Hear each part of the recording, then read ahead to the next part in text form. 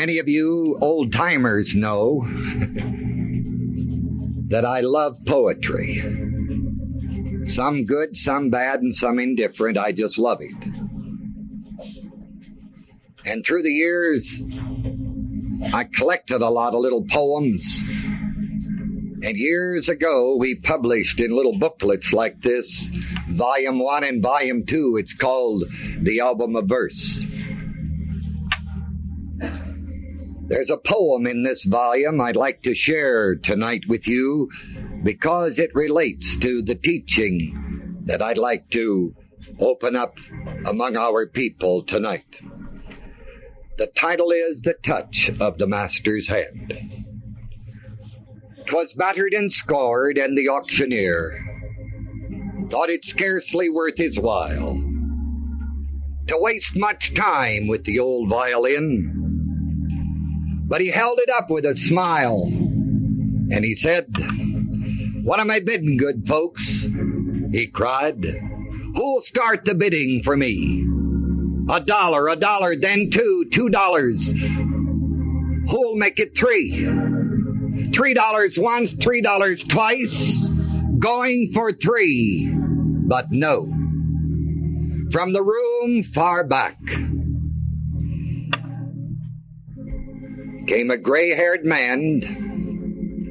He came forward and he picked up the bow.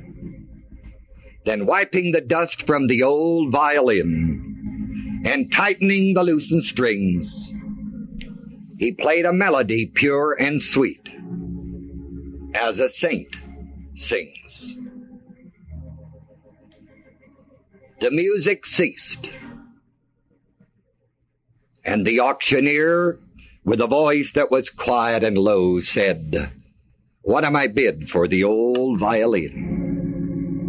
And he held it up with a bow. $1,000. Who'll make it $2? $2,000. Who'll make it $3? $3,000 once, $3,000 twice, and going, said he. The people cheered, but some of them cried, "We do not quite understand. What changed its worth?" Quick came the reply, "The touch of a master's hand." Now many a man with life out of tune, all battered and scarred with sin, is auctioned cheap to a thoughtless crowd, much like that old violin. A mess of pottage, a glass of wine, a game, and he travels on. He's going once, he's going twice, he's going, and he's almost gone. But the master comes. And the foolish crowd never can quite understand the worth of a soul and the change that's wrought by the touch of the master's hand.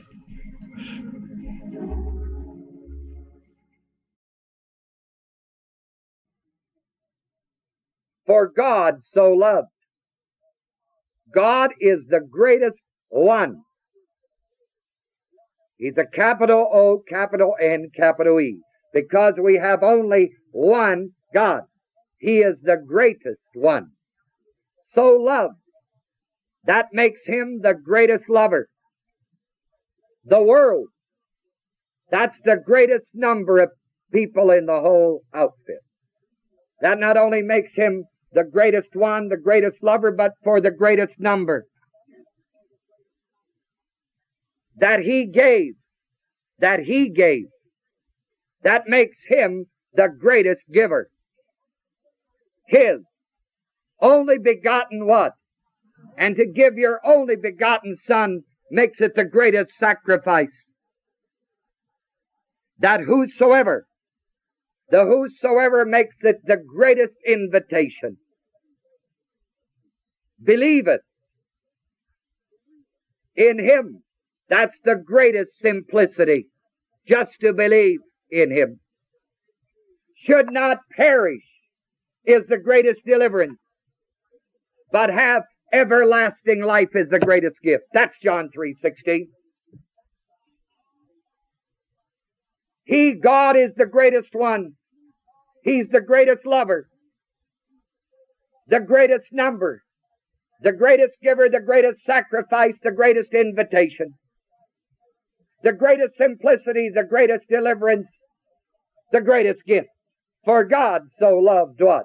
The world, that He gave His only begotten Son, that whosoever believeth in Him should not perish, but have everlasting life. A man was born in an obscure village, the child of a peasant woman. He grew up in another obscure village. He worked in a carpenter's shop until he was 30, and then for a short period of time he was an itinerant preacher. He never went to college. He never had a family. He never owned a home. He never held an office. He never wrote a book. He never traveled 200 miles from the place where he was born. He never did one of the things that usually accompanies greatness. He had no credentials but himself. While still a young man, the tide of popular religious opinion turned against him. His friends ran away. One of them denied him. Another betrayed him. He was turned over to his religious enemies. He went through the mockery of a trial. He was nailed to a cross in the midst of 2 malefactors and 2 robbers. While he was dying, his executioners gambled for the only piece of property he had on earth, his seamless robe. When he was dead, he was laid in a borrowed grave. 19 centuries have come and gone, and today he is the centerpiece of the human race and the leader of all the columns of progress. I am far within the mark when I say that of all the armies that ever marched, all the navies ever built, all the parliaments that ever sat, all the kings that ever reigned, and all the presidents that ever ruled, plus all the men and women of power who ever lived, put together, have not affected the life of man upon this earth as powerfully as has that one solitary life, Jesus Christ of Nazareth, the man of Galilee. I forgot who wrote this, but I had him type it out for me today because I can't recall all the words. Because I'm going to have Lisa Lockridge, she got married on me, Tracy. Lisa Lockridge Tracy, to do a song that she wrote that I think is tremendous. The song that I was thinking of is the one that I first heard via George Washington Carver, the great Negro scientist of the South. And then Glenn Clark, Star Daily. We used to sit and talk about this song. And many times I've sat in meetings with these men along a lake or on an island, and someone would pick up the words, I walk today where Jesus walked. In days of long ago, I wandered down each path he knew with reverent step and slow. Those little lanes, they have not changed.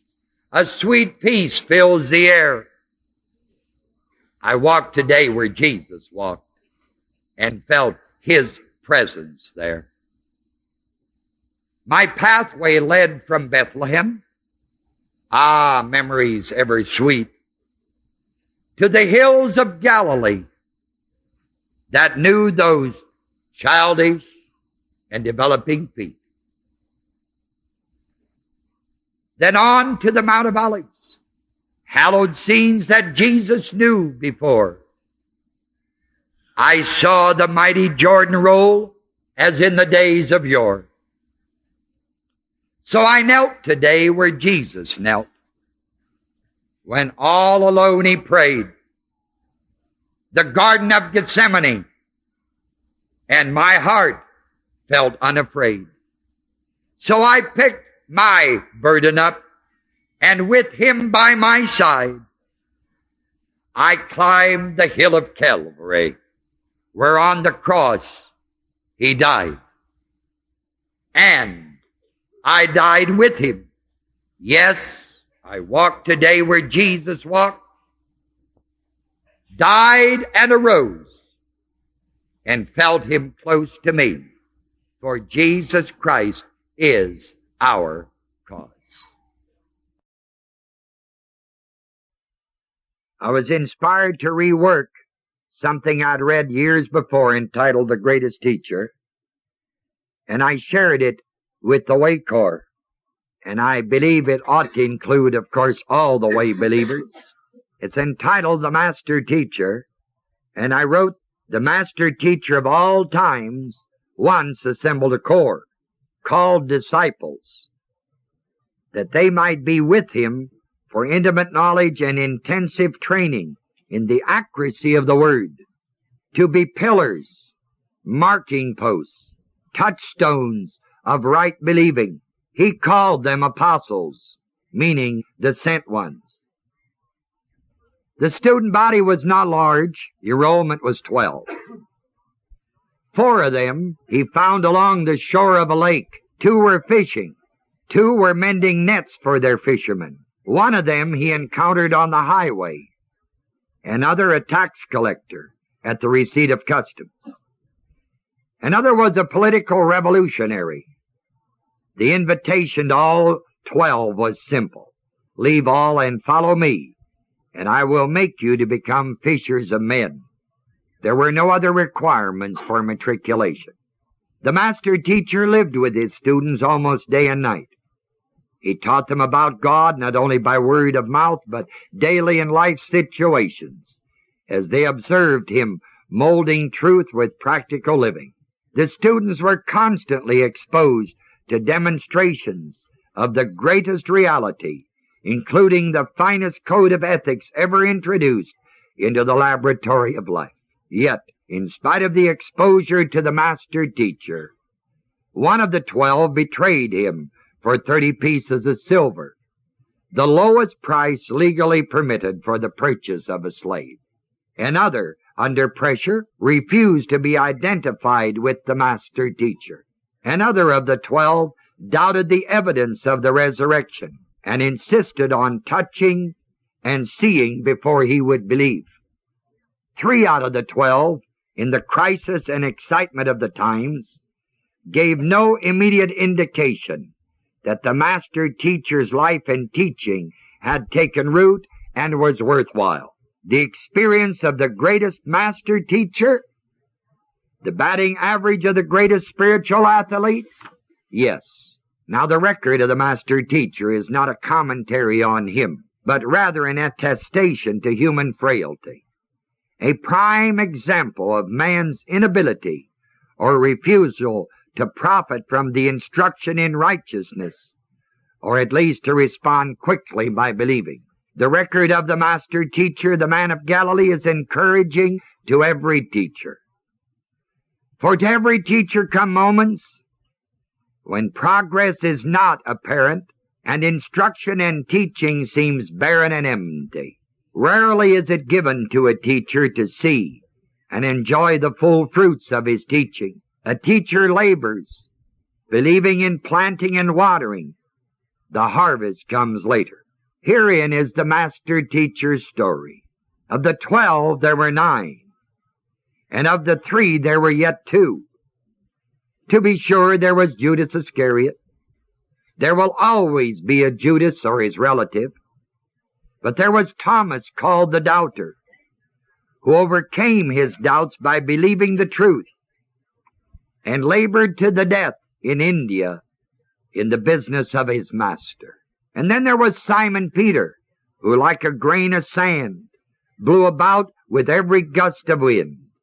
And yet somehow his act of denial fades into oblivion as we behold this spiritual pilgrim with a vision of the beauty of the integrity and accuracy of God's Word, with an unalterable commitment to God, His Word, and His resurrected Son, journeying steadfastly to a martyr's death.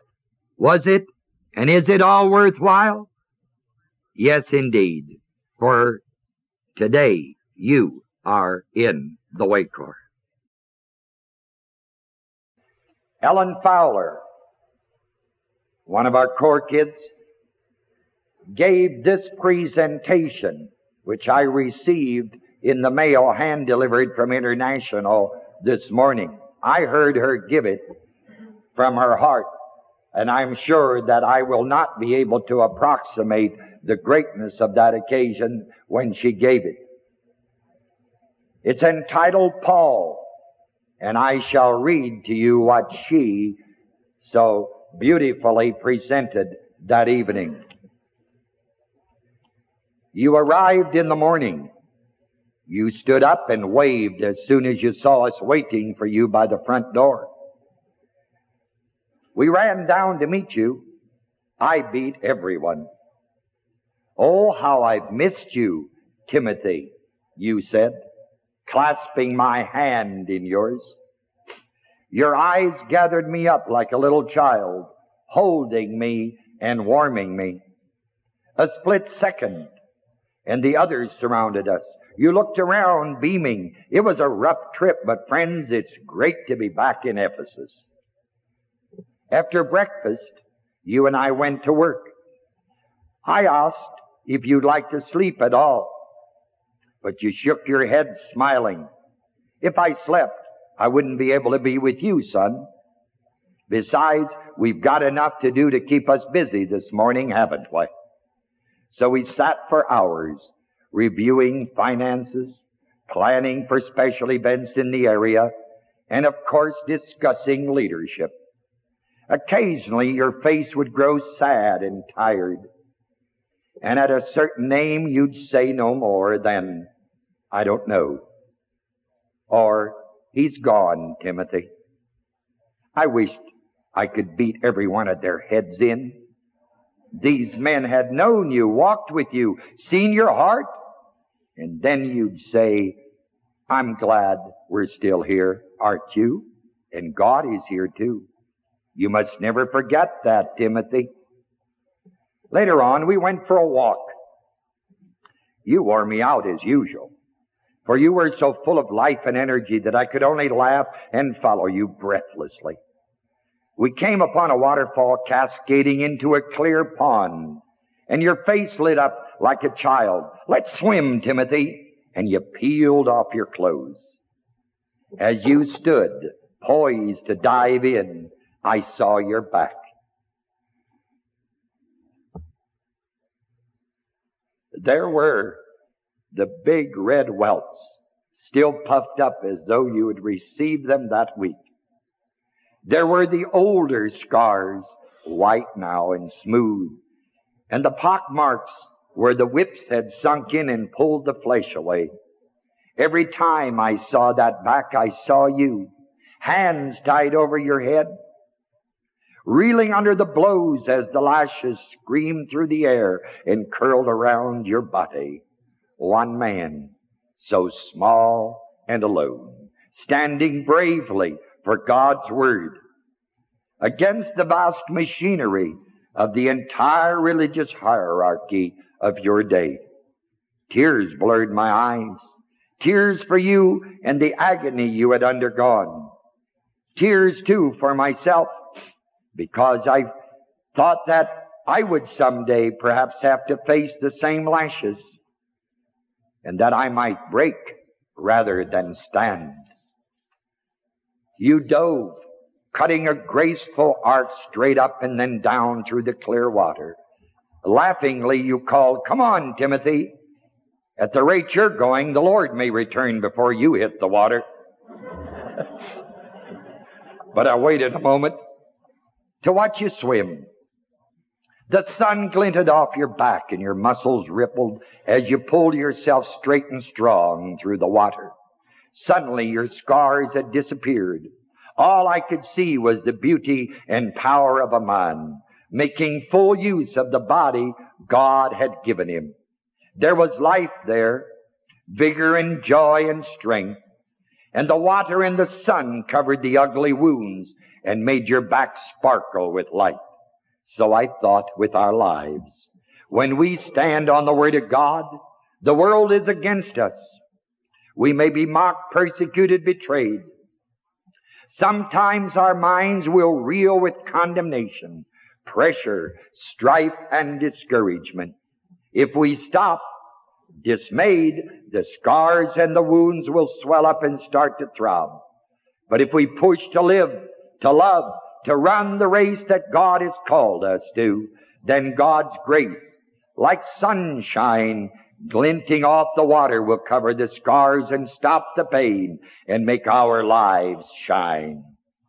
I realized that the man I had pictured reeling under the blows of the Jews' lashes was a man with the Spirit of God in him, the power that had created the heavens and the earth. Your life would change the history because you had chosen to stand on the Word against all odds. God is here too. You must never forget that, Timothy. That's what you had told me. And I knew that I never would forget, whether I was beaten or chained or thrown in prison. I would stand with you and stand like you until I died. With a shout of triumph, I dove in after you, and we swam together to the opposite shores. There's also a poem that was given to me today.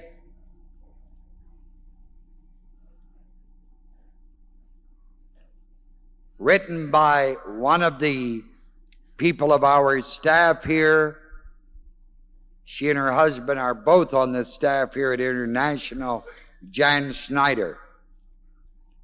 She wrote this poem for her father, who is a farmer. And this is the poem. Here's a man. He's been up with the dawn since the day of his birth. He's akin to the sun and the sky and the earth. And he never once doubted his wealth or his worth to the land. So he stands. He's learned how to live and he's seen how to die. Spent the night with the litter just born in the sty. And he's bet that the spring will come early and dry, and he's been wrong, but he's strong. 'Cause he's got him a dog and a son and a wife, and a bin full of grain and a sharp pocket knife. And he never has yet missed a meal in his life. He recalls that he's seen it all, and the eyes in his leathery face blur with tears. And his calloused old hands tell the toil of his years. And the house that he built shouts the ballad of fears beaten down. Hear the sound of a man standing honest and straight, as a reed who's akin to the sun and the sky and the sod. And he's proud of his life and in love with his God. Here's a man. When it comes to hard choice, I thought of John Oxenham's phrase that I've used, or part of a poem that I use many times with our people. To every man, there openeth a way and ways and a way. And the high soul climbs the highway, and the low soul gropes the low. And in between on the misty flats, the rest drift to and fro. But to every man there openeth a highway and a low. And every man decideth which way his soul shall go. That's hard choice. And yesterday in Emporia, I asked them to look up this poem for me, and they gave me this information. that immediately preceding the one that I've just shared with you, John Oxenham wrote this one. It's entitled, The Cross at the Cross Ways. See there, God's signposts standing at the ways, which every man of his free will must go, up the steep hill or down the winding ways. One or the other, every man must go. He forces no man. Each must choose his way, and as he chooses, so the end will be. One went in front to point the perfect way. Who follows fears not where the end will be. And then after that comes that poem that has those lines in it that I just quoted. To every man there openeth a way and ways and a way. And it was also interesting when they shared with me that in John Oxenham's book of poems was a poem that had this verse in it. Will you open to the master? Dare you keep your door locked tight? Think of your rue if he comes, that you never answered when he knocked.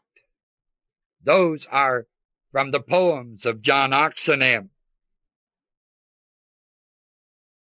An old hymn, which my sister Liddy, my brother Reuben, and some of the rest of you people may recognize. The old hymn says, O Jesus, thou art standing outside the fast-closed door, in lowly patience waiting to pass the threshold o'er. Shame, thrice shame upon thee, to keep him standing there. Behold, I stand at the door and knock. Behold, I stand at the door of the heart of every man knocking, asking for admittance. But the latch is on the inside. I stand at the door and knock. If any man, and the word man is one. If anyone, word man in English is all inclusive, male and female. If anyone, whosoever will may come, remember? If anyone opens the door. If anyone opens it, then he says, I will come in and I will what? Sup with him, and he will sup with what? Me. That's what Revelation 3:20 is all about. You know, there's a poem and it talks about if Jesus came to your house to spend a day or two. And if he came unexpectedly, I wonder what you'd do. Oh, I know you'd give your nicest room to such an honored guest. And all the food you'd serve to him would be the absolute best. And you would keep assuring him you're glad to have him there, that serving him in your home is a joy beyond compare. But when you saw him coming, would you meet him at the door with arms outstretched in welcome to your heavenly visitor? Or would you have to change your clothes before you let him in? Or hide some magazines and put the Bible where it should have been? Would you turn off the TV and hope he hadn't heard? And wish you hadn't uttered that last loud, ugly, nasty word? Would you hide your worldly music and put some hymn books out? Or could you let Jesus walk right in? Or would you rush about? And I wonder if the Savior spent a day or two with you, would you go right on doing the things you always do? Would you keep right on saying the things you always say? Would life for you continue as it does from day to day? Would your family conversation keep up its usual pace? And would you find it hard each meal to say a table grace? Would you sing the songs you always sing and read the books you read? And let Him know the things on which your mind and spirit feed? Would you take Jesus with you everywhere you'd planned to go? Or would you change your plans for just a day or so? Would you be glad to have Him meet you, your very closest friends? Would you be glad to have Him stay forever on and on? Or would you sigh with great relief when He at last was gone? It might be interesting to know the things that you would do if Jesus came in person to spend a night or two with you. That's the great poem by Mrs. Lois Blanchard, If Jesus Came to Your Heart.